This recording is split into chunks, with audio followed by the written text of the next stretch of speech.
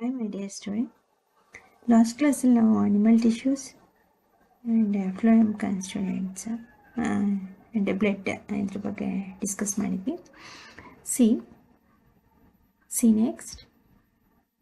Blood and muscles are both example of tissues found in our body. Blood ರಕ್ತ ಮತ್ತು ಮಸಲ್ಸ್ಗಳು ಅಂದರೆ ಸ್ನಾಯುಗಳು ನಮ್ಮ ದೇಹದಲ್ಲಿ ಕಂಡುಬರ್ತಕ್ಕಂತಹ ರಕ್ತ ಮತ್ತು ಸ್ನಾಯುಗಳ ಎರಡು are both examples of tissues found in our body. ನಮ್ಮ ದೇಹದಲ್ಲಿ ಕಂಡುಬರುವಂತಹ ಅಂಗಾಂಶಗಳಿಗೆ ಈ ರಕ್ತ ಮತ್ತು ಸ್ನಾಯುಗಳು ಎರಡು ಉದಾಹರಣೆಗಳಾಗಿವೆ. ಅಂದರೆ ರಕ್ತ ಮತ್ತು ಸ್ನಾಯುಗಳು ಸಹ ಒಂದು ಅಂಗಾಂಶಗಳೇ, ನಮ್ಮ ದೇಹದಲ್ಲಿ ಕಂಡುಬರತಕ್ಕಂತಹ ಅಂಗಾಂಶಗಳು. On the basis of the functions they perform, we can think of different types of animal tissues. On the basis of the function, ಇವುಗಳ ಕಾರ್ಯಗಳು they perform, we can think of different type of, ಯಾವ ರೀತಿಯ ಕಾರ್ಯಗಳನ್ನು ನಿರ್ವಹಿಸುತ್ತವೆ ಈ ಸ್ನಾಯುಗಳು, muscles ಮತ್ತು ರಕ್ತಗಳು ಅನ್ನೋದ್ರ ಬಗ್ಗೆ ತಿಳ್ಕೊಳ್ಳೋದ್ರ ಜೊತೆಗೆ perform, we can think of different types of animal tissue. ಇತರ ಪ್ರಾಣಿ ಅಂಗಾಂಶಗಳಲ್ಲಿ ಈ ರಕ್ತ ಮತ್ತು ಸ್ನಾಯುಕೋಶಗಳು ಯಾವ ರೀತಿ ಕಾರ್ಯನಿರ್ವಹಿಸುತ್ತೆ ಅನ್ನೋದ್ರ ಬಗ್ಗೆ ನಾವು ಯೋಚನೆ ಮಾಡಬೇಕು. Such as epithelials tissue, connective tissue, muscular tissue and nervous tissue. ವಿವಿಧ ರೀತಿಯಾದಂತಹ ಅಂಗಾಂಶಗಳಾದ ಡಿಫ್ರೆಂಟ್ ಟೈಪ್ಸ್ ಆಫ್ ಅನಿಮಲ್ ಟಿಶ್ಯೂಸ್ನಲ್ಲಿ ಪ್ರಾಣಿಗಳಲ್ಲಿ ಕಂಡುಬರ್ತಕ್ಕಂಥ ಇತರ ಅಂಗಾಂಶಗಳು ಯಾವ್ದ್ಯಾವುದು ಅಂದರೆ different types of animal tissues such as epithelial tissue, connective tissue, muscular tissue and nervous tissue. ಅಂದರೆ ಎಪಿಥೀಲಿಯಲ್ ಅಂದರೆ ಅನುಲೇಪಕ ಅಂಗಾಂಶ, ಕನೆಕ್ಟಿವ್ ಟಿಶ್ಯೂಸ್ ಅಂದರೆ ಸಂಯೋಜಕ ಅಂಗಾಂಶ, ಮಸ್ಕ್ಯುಲರ್ ಅಂದರೆ ಸ್ನಾಯು ಅಂಗಾಂಶ, ನರ್ವಸ್ ಟಿಶ್ಯೂ ಅಂದರೆ ನರ ಅಂಗಾಂಶ. ಈ 4 ವಿಧದ ಪ್ರಾಣಿ ಅಂಗಾಂಶಗಳು different types of animal tissues. Animal tissues ಯಾವ್ಯಾವುದು ಅಂದರೆ ಏನೇಳಿ ಪ್ರಾಣಿಗಳಲ್ಲಿ ಕಂಡುಬರ್ತಕ್ಕಂಥ ವಿವಿಧ ಅಂಗಾಂಶಗಳು ಅಂದರೆ ಒಂದು ಎಪಿಥೀಲಿಯಲ್ ಟಿಶ್ಯೂ, ಒಂದು ಕನೆಕ್ಟಿವ್ ಟಿಶ್ಯೂ, ಒಂದು muscular tissue and nervous tissue. These are the 4 types of animal tissues. Blood is a type of connective tissue. ಹಾಗಾದರೆ ರಕ್ತ ಅನ್ನೋದು ಯಾವ ಒಂದು ಅಂಗಾಂಶಕ್ಕೆ ಆಗಿದೆ? Is a one of the connective tissue ಅಂತೆ ಬ್ಲಡ್ ಅನ್ನೋದು. ಅಂದರೆ blood is a one of the connective tissue ಅಂದರೆ ಸಂಯೋಜಕ ಅಂಗಾಂಶ ಇದು. ಅರ್ಥಾಯ್ತಾ? ಬ್ಲಡ್ ಅನ್ನೋದು ಒಂದು ಸಂಯೋಜಕ ಅಂಗಾಂಶ. And muscle forms muscular tissue. ಸ್ನಾಯು ಅನ್ನೋದು ಸ್ನಾಯು ಅಂಗಾಂಶಕ್ಕೆ ಬರುತ್ತೆ. ಆಯ್ತಾ? ಅಂದರೆ ಆಲ್ರೆಡಿ ನಾವು ಹೇಳಿದ್ದೀವಲ್ಲ, blood and muscles are the one of the tissues ಅಂತ. ಆದರೆ ಈ ಎರಡು ಅಂಗಾಂಶಗಳು ಪ್ರಾಣಿಗಳ ಯಾವ ವಿಧದ ಅಂಗಾಂಶ ಅಂದರೆ blood is a one of the connective tissue, muscles ಅನ್ನೋದು ಮಸ್ಕ್ಯುಲರ್ ಟಿಶ್ಯೂ. ಅರ್ಥ ಆಯ್ತಾ? ಹಾಗಾದರೆ ಫಸ್ಟು ಟೈಪ್ಸ್ ಆಫ್ ಟಿಶ್ಯೂನಲ್ಲಿ, ಟೈಪ್ಸ್ ಆಫ್ ಅನಿಮಲ್ ಟಿಶ್ಯೂಸ್ನಲ್ಲಿ ಫಸ್ಟ್ ಒನ್ ಯಾವುದು? 6.3.1 ಎಪಿಥೀಲಿಯಲ್ ಟಿಶ್ಯೂ, ಅನುಲೇಪಕ ಅಂಗಾಂಶ. ಇದ್ರ ಬಗ್ಗೆ ತಿಳ್ಕೊಳ್ಳೋಣ. The covering or protective tissue in the animal body or epithelial tissue. The covering or protective tissue, ಪ್ರಾಣಿಗಳ ದೇಹವನ್ನು ಆವರಿಸಿರುವ covering or protective tissue. Protective ಅಂದರೆ ಆವರಿಸಿರುವ ಅಥವಾ ರಕ್ಷಣಾತ್ಮಕ ಅಂಗಾಂಶಗಳೇ ಯಾವುದು? Epithelial tissue.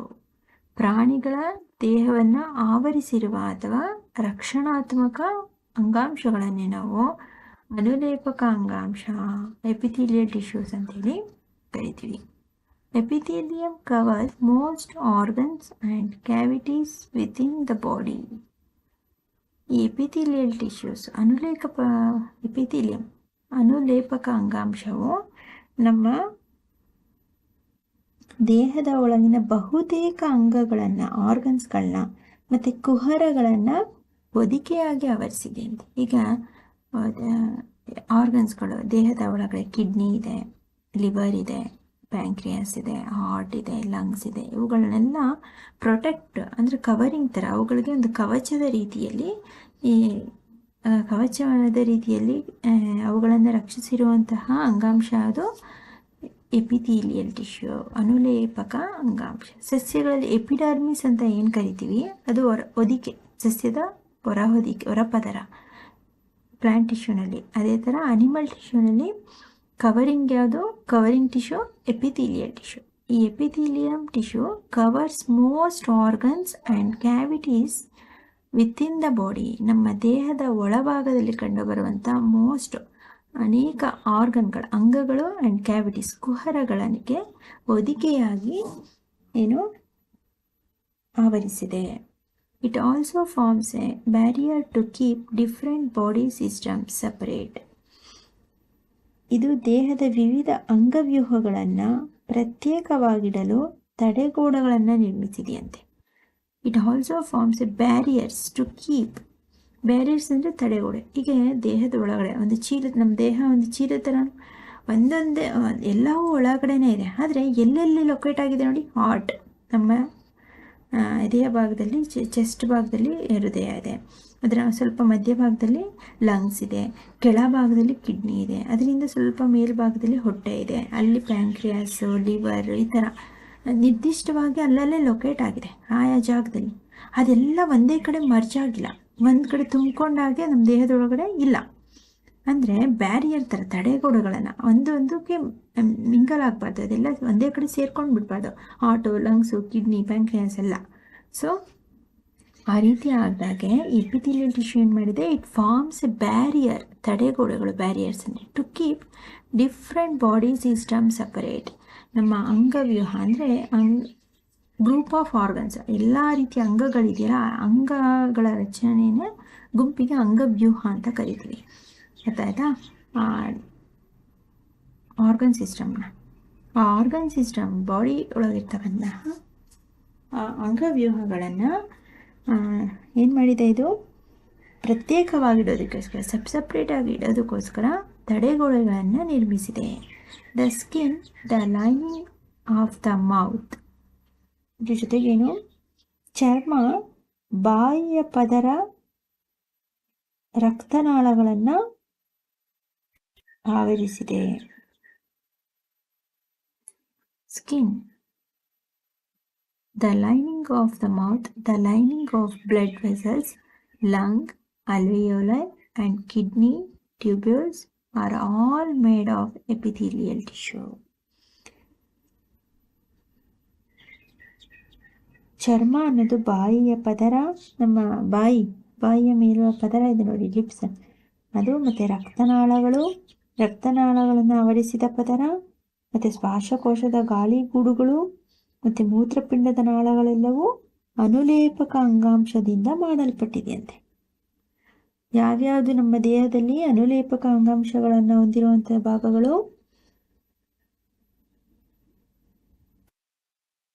ಸ್ಕಿನ್ ಅಂದರೆ ಈ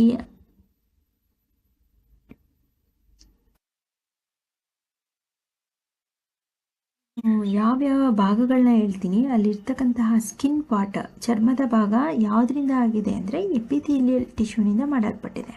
ಯಾವುದ್ಯಾವುದಪ್ಪ ಅಂದರೆ the lining of the mouth, ನಮ್ಮ ಬಾಯಿಯ ಪದರ, ಬಾಯಿ ಇದೆಯಲ್ಲ ನಮ್ಮ ಬಾಯಿ, ಅದರ ಭಾಗ, ಚರ್ಮದ ಭಾಗ, ಕವಚದಂತೆ ಇರುವಂಥದ್ದು ಮೇಲ್ಪದರ.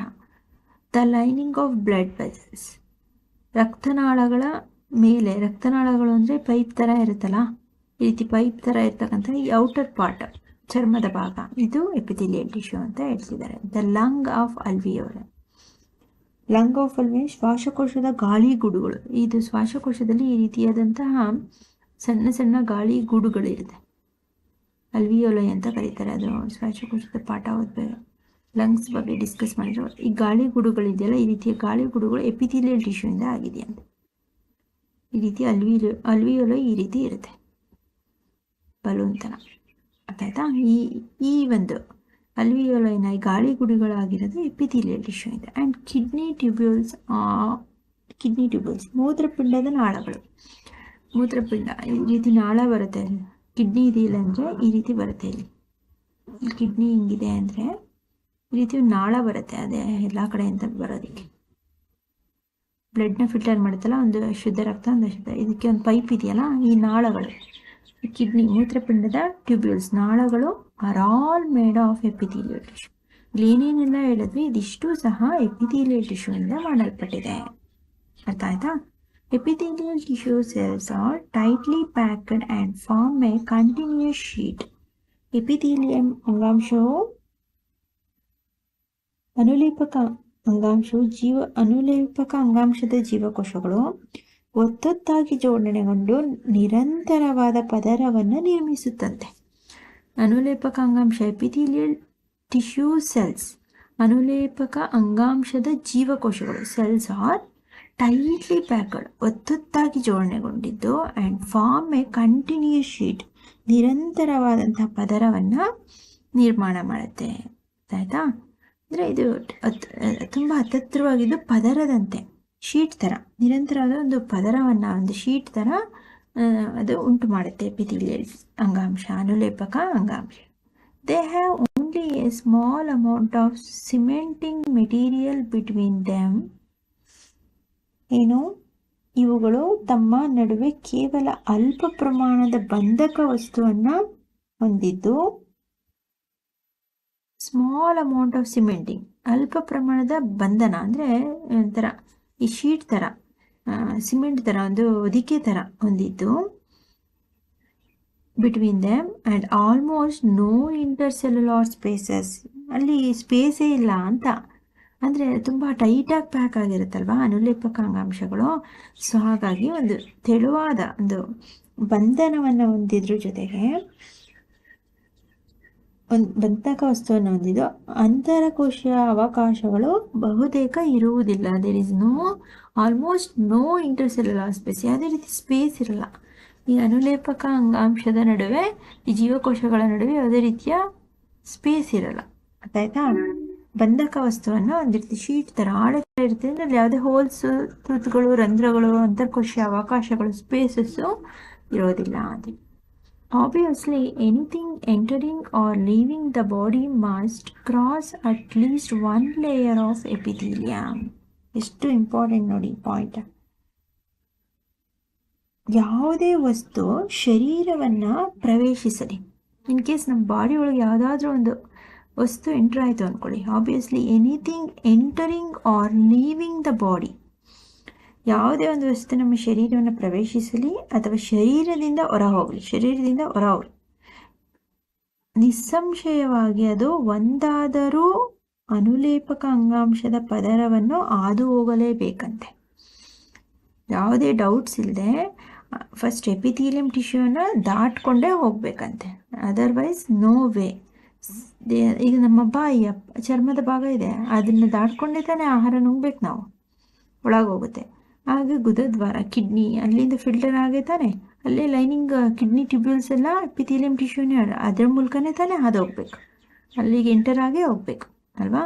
So obviously anything entering R living the body, ದೇಹದ ಒಳಗೆ ಯಾವುದೇ ವಸ್ತು ಪ್ರವೇಶಿಸಲಿ ಅಥವಾ ಹೊರಗೆ ಹೋಗಲಿ, must cross at least one layer of epithelium, at least ಯಾವುದಾದರೂ ಒಂದಾದರೂ ಅನುಲೇಪಕ, ಎಷ್ಟೊಂದು ಅನುಲೇಪಕ ಅಂಗಾಂಶಗಳಿಂದ ಮಾಡಲ್ಪಟ್ಟಿದೆ. ಅಲ್ಲಿ ಎಷ್ಟೊಂದು ಹೇಳಿದ್ವಲ್ಲ, ಕಿಡ್ನಿ ಟ್ಯೂಬ್ಯೂಲ್ಸು, ಬ್ಲಡ್ ವೆಸಲ್ಸ್ ಇರ್ಬೋದು, ಲಂಗ್ಸ್, ಅಲ್ವಿಯೋಲು, ಎಷ್ಟೊಂದಿದೆ. ಆದರೆ ಇಷ್ಟರಲ್ಲಿ ಯಾವುದಾದ್ರೂ ಒಂದಾದರೂ ಅನುಲೇಪಕ ಅಂಗಾಂಶವಾದ ಪದರವನ್ನು ಹಾದು ಹೋಗಲೇಬೇಕು, at least one layer of epithelium. As A result, ಇದರ ಪರಿಣಾಮವಾಗಿ ಏನಾಗುತ್ತೆ?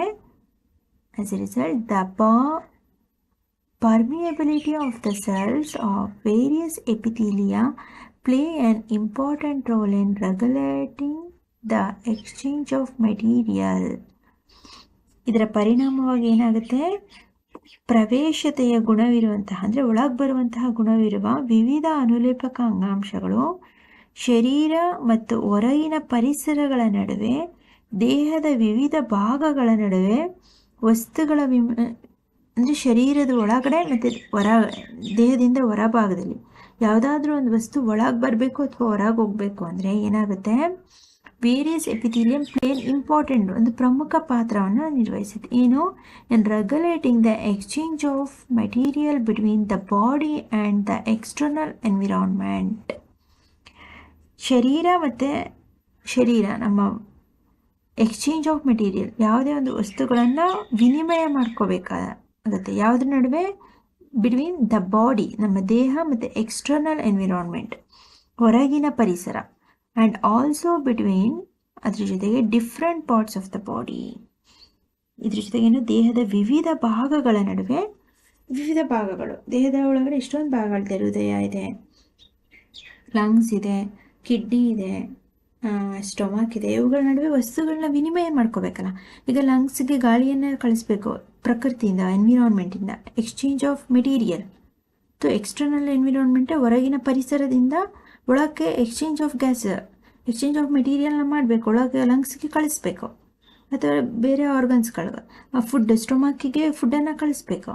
ಈ ರೀತಿ ಎಲ್ಲ ಕಳಿಸ್ಬೇಕು ಅಂದರೆ, ಈ ರೀತಿ ವಸ್ತುಗಳನ್ನ ವಿನಿಮಯ ಮಾಡ್ಕೋಬೇಕು ಅಂದರೆ ಏನು ಮಾಡುತ್ತೆ? ಎಪಿಥೀಲಿಯಲ್ ಸೆಲ್ಸು ವೆರಿ ಇಂಪಾರ್ಟೆಂಟ್ ರೋಲನ್ನು ಮಾಡುತ್ತೆ. ಏನು? ದೇಹದ ವಿವಿಧ ಭಾಗಗಳ ನಡುವೆ ವಸ್ತುಗಳ ವಿನಿಮಯ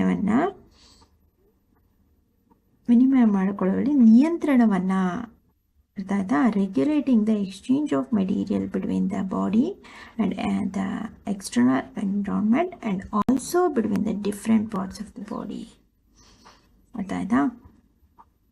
ನಿಯಂತ್ರಣ ವಹಿಸೋದ್ರಲ್ಲಿ ಏನು ಮಾಡುತ್ತೆ? ನಿಯಂತ್ರಿಸುವಲ್ಲಿ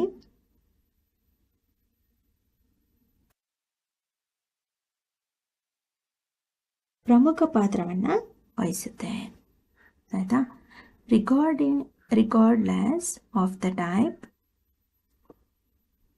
ಯಾವುದೇ ವಿಧದ ಅನುಲೇಪಕ ಅಂಗಾಂಶವಾದರೂ, ರಿಗಾರ್ಡ್ಲೆಸ್ ಆಫ್ ಟೈಪ್, ಯಾವುದೇ ವಿಧದ ಅಂಗಾಂಶ ಆದರೂ, all epithelium is usually separated from the, ಎಲ್ಲ ಅನುಲೇಪಕ ಅಂಗಾಂಶಗಳು, ಯಾವುದೇ ವಿಧದ ಅನುಲೇಪಕ ಅಂಗಾಂಶವಾದರೂ ಯಾವಾಗಲೂ ಒಂದು ನಾರಿನಂತಹ ತೆಳು ಪೊರೆಯಿಂದ ಕೆಳಗಿರುವ ಅಂಗಾಂಶದಿಂದ ಪ್ರತ್ಯೇಕಿಸಲ್ಪಡುತ್ತದೆ.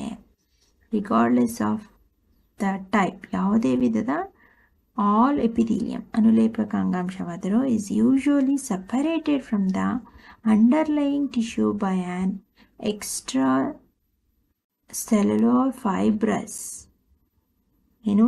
ನಾರಿನಂತಹ ಒಂದು ತೆಳು ಪೊರೆಯಿಂದ basement membrane, underlying tissue by an extracellular fibrous basement membrane, ಅಂಗಾಂಶದಿಂದ ಪ್ರತ್ಯೇಕಿಸಲ್ಪಡುತ್ತೆ. ಅದು ಯಾವ ವಿಧದ ಎಪಿಥೀಲಿಯಲ್ ಟಿಶ್ಯೂ ಆದರೂ ಆಗಲಿ, ಆದರೆ ಆ ಒಂದು ಅಂಗಾಂಶ ಏನಾಗಿರುತ್ತೆ? ಒಂದು ತೆಳು ನಾರಿನಂತಹ ಪೊರೆಯಿಂದ ಪ್ರತ್ಯೇಕಿಸಲ್ಪಡುತ್ತೆ. ಅಂದರೆ ಪ್ರತ್ಯೇಕಿಸಲ್ಪಡುತ್ತೆ ಅಂದರೆ ಅದು ಸಪ್ರೇಟ್ ಆಗುತ್ತೆ. ಅದಾಯ್ತಾ?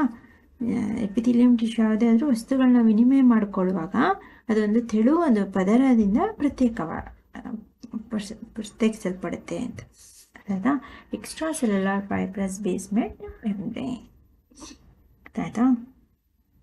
ಇದು ಎಪಿಥೀಲಿಯಂ ಟಿಶ್ಯೂಸ್ನ ಇನ್ನು ಕಂಟಿನ್ಯೂಸ್ ಇದೆ ಫಂಕ್ಷನ್ಸ್ ಇದೆ. Different epithelial ಸೆಲ್ಸ್ಗಳಿದ್ದಾವೆ. ಯಾವುದ್ಯಾವುದು ಅಂತೇಳಿ ನಾವು ನೆಕ್ಸ್ಟ್ ಕ್ಲಾಸಲ್ಲಿ ಅದನ್ನು ಡಿಸ್ಕಸ್ ಮಾಡೋಣ. ಇಷ್ಟರಲ್ಲಿ different types of epithelial tissue ಇದೆ ಚಿತ್ರ ನೋಡಿ. ಟೈಪ್ಸ್ ಆಫ್ ಎಪಿಥೀಲಿಯಲ್ ಟಿಶ್ಯೂ ಇದು ಜಸ್ಟ್ ಇಂಟ್ರೊಡಕ್ಷನ್ನ ಕೊಟ್ಟಿದ್ದೀನಿ. ನೆಕ್ಸ್ಟ್ ಕ್ಲಾಸಲ್ಲಿ ಈ ಟೈಪ್ಸ್ ಎಷ್ಟೊಂದಿದೆ ನೋಡಿ, with diagram different types of ಇದನ್ನು ಡಿಸ್ಕಸ್ ಮಾಡೋಣ. ನಿಮಗೇನಾದ್ರು ಡೌಟ್ ಅಂತ ಅರ್ಥ ಆಗಲಿಲ್ಲ ಅಂದರೆ ಅದನ್ನು ನೀವು ಕಮೆಂಟ್ ಮಾಡಿ ಡಿಸ್ಕ್ರಿಪ್ಷನಲ್ಲಿ. ಆ್ಯಂಡ್ ವೀಡಿಯೋಸ್ನ ಶೇರ್ ಮಾಡಿ ನಿಮ್ಮ ಫ್ರೆಂಡ್ಸ್ಗಳಿಗೂ. ಆ್ಯಂಡ್ ಸಬ್ಸ್ಕ್ರೈಬ್ ಮಾಡ್ಕೊಳ್ಳೋಕೆ ಮಾಡಿಕೊಂಡ್ರೆ ಅವರು ಸರ್ಚ್ ಮಾಡೋ ಅವಶ್ಯಕತೆ ಇರೋಲ್ಲ, ನೋಟಿಫಿಕೇಷನ್ ಬಂದುಬಿಡುತ್ತೆ. ಸೊ ಆದಷ್ಟು ಆಡಿಯೋನ ಕೇಳಿಸ್ಕೊಂಡು ಟೆಕ್ಸ್ಟ್ ಬುಕ್ನ ಇಟ್ಕೊಂಡು 2 or 3 ಟೈಮ್ಸ್ ಓದಿ ಇಂಪಾರ್ಟೆಂಟ್ ವರ್ಡ್ಸ್ನ ಅಂಡರ್ಲೈನ್ ಮಾಡ್ಕೊಳ್ಳಿ. ನೀವೇ ಒಬ್ಬ ಕ್ವಶನ್ಸ್ಗೆ ಆನ್ಸರ್ ಮಾಡೋಕ್ಕೆ ಟ್ರೈ ಮಾಡಿ. ಆ್ಯಂಡ್ ಟೆಕ್ಸ್ಟ್ ಬುಕ್ ರೀಡಿಂಗ್ ಮಾಡಿದ್ರೆ ನಿಮ್ಗೆ ತುಂಬ ಹೆಲ್ಪ್ ಆಗುತ್ತೆ 10th PUಗೆಲ್ಲ. ಸೊ ಸೈನ್ಸಲ್ಲಿ textbook reading is the better way of learning. That's why. Okay my dear students, ಇವತ್ತಿನ ಹೋಮ್ವರ್ಕ್ ಕ್ವಶನ್ಸ್ನ ತಗೊಳ್ಳಿ. What are the types of animal tissue? Or name the types of animal tissue. Give an example of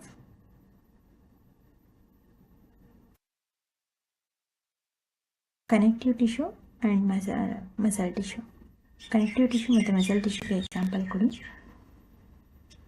what is epithelial tissue? Epithelial tissue ಅಂದರೆ ಏನು? And right A short note on epithelium. Epithelium ಬಗ್ಗೆ ಒಂದು short ನೋಟ್ನ ಬರೀರಿ. And right the function of epithelial tissue in our body. Epithelial tissue ನಮ್ಮ ದೇಹದೊಳಗಡೆ ಯಾವ ರೀತಿ ಕಾರ್ಯವನ್ನು ನಿರ್ವಹಿಸುತ್ತೆ ಅಂತ ಬರೀರಿ. ಅದಿಷ್ಟು ಇವತ್ತಿನ ಹೋಮ್ವರ್ಕ್ ಕ್ವಶನ್ಸು. ಇದನ್ನು ನೋಟ್ಸಲ್ಲಿ ಲಾಸ್ಟ್ ಅಡಿಷನ್ ಕ್ವಶನ್ಸ್ ಅಂತ ಹಾಕ್ಕೊಂಡು ನೀವು ನೋಟ್ಸ್ ಮಾಡ್ಕೊಂಡು ಇಟ್ಕೊಳ್ಳಿ. ಇದೆ ನಿಮ್ಮ ಟೆಸ್ಟ್ಗಳಿಗೆಲ್ಲ ಹೆಲ್ಪ್ ಆಗುತ್ತೆ. ಓಕೆನಾ? Okay my dear student, thank you.